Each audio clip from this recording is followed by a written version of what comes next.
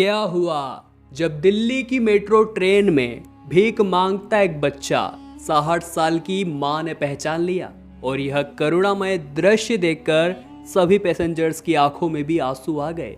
इस घटना की शुरुआत करने से पहले सभी लोग श्रद्धा से कमेंट बॉक्स में हर हर महादेव जरूर लिखे, साथ ही हमारे चैनल को सब्सक्राइब करके बेल आइकन को जरूर प्रेस कर लेवे।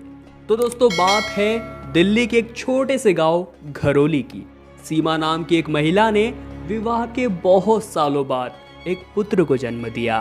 क्योंकि विवाह के बहुत सालों बाद बच्चे का जन्म हुआ था, इसलिए सीमा की उम्र हो गई थी।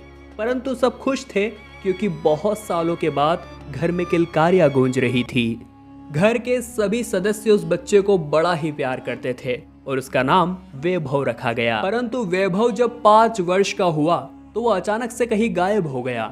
कुछ लोगों का कहना था किसी ने उसे किडनैप कर लिया है, तो कुछ लोगों का यह कहना था कोई उसे कुछ सुंघा कर अपने साथ ले गया है। परंतु सभी के बीच में एक बात यह थी कि एक माँ से उसका बेटा बिछड़ गया था। क्योंकि वैभव का जन्म शादी के बहुत सालों के बाद हुआ था, ऐसे में दोनों पति पत्नी के ऊपर तो मुसीबतों का पहाड़ टूट चुका था।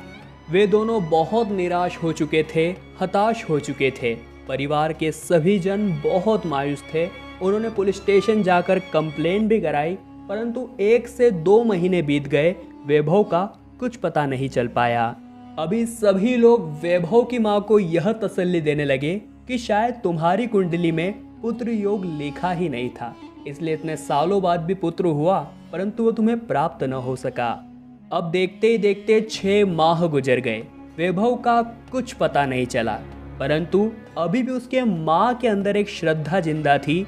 उन्हें भरोसा था जब तक महादेव पर मेरी आस्था प्रबल है, तब तक एक न एक दिन मेरा बेटा लौटकर जरूर आएगा।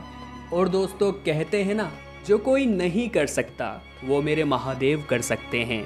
अब सीमा की उम्र 60 वर्ष हो चुकी थी और दोनों बूढ़े पति पत्नी अकेले रहा करते थे।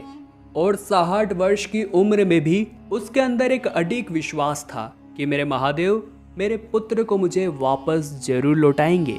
एक समय की बात है जब वैभव की मां सीमा अपने पति के साथ किसी रिश्तेदार की शादी की खरीदारी करने के लिए दिल्ली गए। उन्होंने शादी की सारी खरीदारी कर ली और जब वह दिल्ली ट्रेन से पुनः घरोली गांव आ रहे थे, तब उनके साथ एक बहुत बड़ा चमत्कार हुआ। दरअसल सीमा अपने पति के साथ ट्रेन के जिस कोच में बैठी हुई थी, वह एक बहुत ही गरीब बच्चा आया जिसकी उम्र महज 15 साल लग रही थी।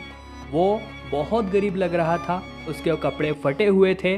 उसने उस पूरे ट्रेन के डब्बे को बहुत अच्छी तरह से साफ किया और सभी पैसेंजर से भीख मांगने लगा।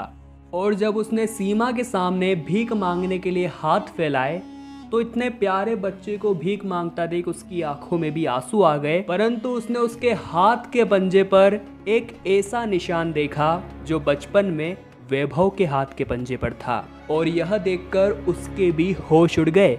दरअसल वो भीख मांगता 15 वर्षीय बालक को और नहीं, बल्कि सीमा का लड़का वैभव था, जो कि उसे 9 साल बाद मिला था। सीमा ने उस बच्चे से पूछा कि तुम कौन हो, कहाँ से आए हो, तुम्हारे माता पिता कौन हैं?